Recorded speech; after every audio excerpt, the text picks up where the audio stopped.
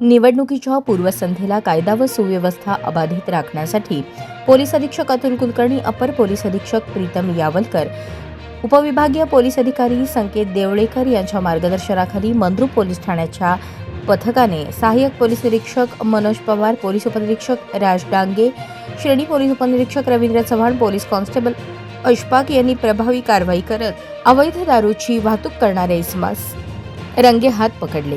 या कारवाई दरम्यान अंदाजे 1,34,140 रुपये किमतीची दारू, एक मोटरसायकल जप्त करण्यात आली असून एका इसमास ताब्यात घेण्यात आले आहे।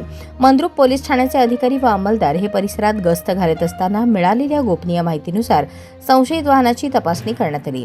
तपासणी दरम्यान मोटरसायकलवरून मोठ्या प्रमाणात अवैध दारूची वाहतूक होत असल्याचे निष्पन्न झाले। तात्काळ कारवाई करून पोलिसांनी मुद्देमाल जप्त केला व आरोपीस ताब्यात घेतले। सदर प्रकरणी दारूबंदी कायद्याअंतर्गत गुन्हा दाखल करण्यात आला आहे। निवडणुकीच्या काळात कोणत्याही प्रकारचे बेकायदेशीर कृत्य सहन केले जाणार नाही असा इशाराही पोलिसांनी दिला।